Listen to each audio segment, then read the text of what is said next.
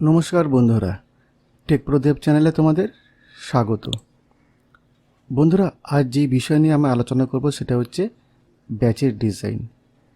তোমরা জানো যে সারা বছরে কিন্তু এখন বিভিন্ন ধরনের অনুষ্ঠান হয়, আর আমাদের এই ধরনের ব্যাচের ডিজাইন কিন্তু করতে হয়। এখানে আমরা 3 ধরনের ব্যাচের ডিজাইন কিন্তু আমরা করেছি, আর প্রতিটা ডিজাইনের ব্যাপারে কিন্তু আমরা আলোচনা করব। আমি এখানে একটু জুম করে নিচ্ছি। আমরা প্রথম যে ডিজাইনটা আছে, অর্থাৎ এই যে ডিজাইনটা আছে, এখানে আমরা দেখব যে এই ডিজাইনের ব্যাকগ্রাউন্ডে কিন্তু আমরা একটা সলিড কালার ইউজ করেছি, কোনো বিগনেট কিন্তু আমরা এখানে ব্যবহার করিনি, এবং এখানে কিন্তু আমরা কোনো আউটলাইনে কিন্তু আমরা ব্যবহার করিনি। এটা একটা নর্মাল ডিজাইন।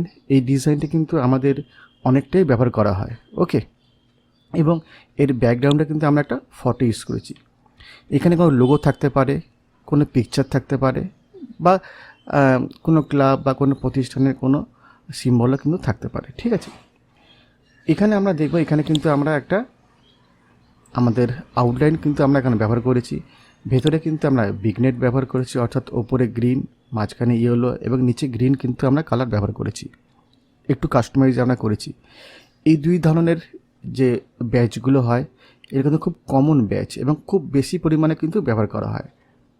দুটোর মধ্যে একটা কমন জিনিস তোমরা দেখবে যে মাঝখানে কিন্তু আমরা কোনো পিকচার কিন্তু আমরা ইউজ করেছি। এখানে রবীন্দ্রনাথ ঠাকুরের কোনো একটা প্রোগ্রাম ছিল, সেখানে আমরা তার ছবি ইউজ করেছি। এখানে আমরা শিব ঠাকুরের ছবি কিন্তু আমরা ব্যবহার করেছি, ঠিক আছে।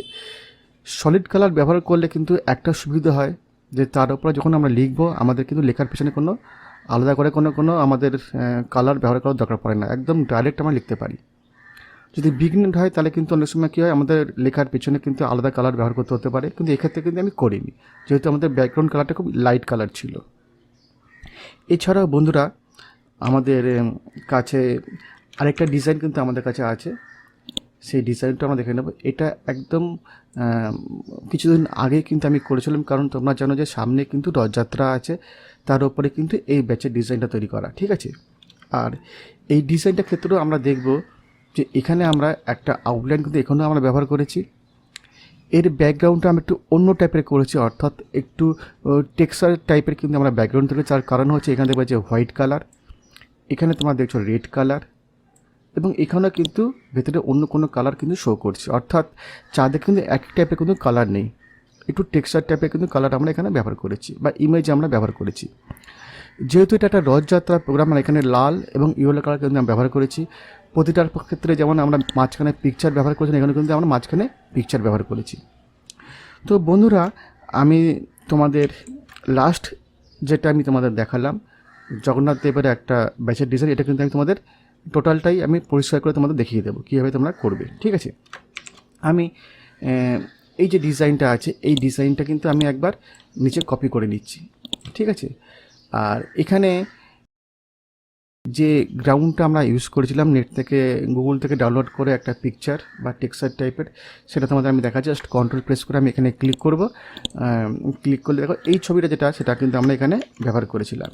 আর তোমরা এই ধরনের যে কোনো ছবি কিন্তু গুগল থেকে ডাউনলোড করতে পারবে। দেখো আমি এখানে দুখানা আরও ইমেজ কিন্তু আমি ডাউনলোড করে রেখেছি, আর এটা কিন্তু খুব কম সময়ের মধ্যে আমি ডাউনলোড করছি, আমি খুব একটা খুঁজিও নি, তার কারণ যে এটা একটা টিউটোরিয়াল, তাই জন্য কিন্তু আমি দেখো যে ইমেজটা আমি ডাউনলোড করেছি এটা কিন্তু একটু হেজি টাইপের, আমি কোনো ভালো ইমেজ কিন্তু আমি ডাউনলোড করিনি, ঠিক আছে।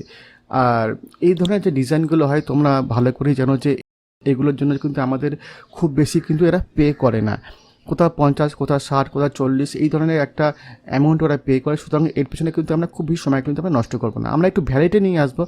কোনো কোনো ক্ষেত্রে হয়তো আমরা এরকম ধরনের কোনো সলিড ব্যাচ দেবো, কোনো সময় বিগনেট দেবো, কোনো সময় কিন্তু ব্যাকগ্রাউন্ড, এইভাবে আমরা কাস্টমাইজ করে আমি দিতে পারবো। 3 রকমের অপশান কিন্তু আমাদের কাছে আছে।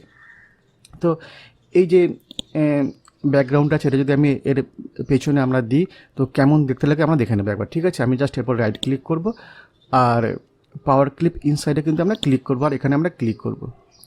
দেখো যে অনেকটা কিন্তু সেম টাইপের এফেক্ট কিন্তু এখানে দিচ্ছে, অর্থাৎ কোথাও হোয়াইট, কোথাও রেড, একটু কাস্টমাইজ কিন্তু দেখতে লাগছে, ঠিক আছে, দেখতে সুন্দর লাগছে।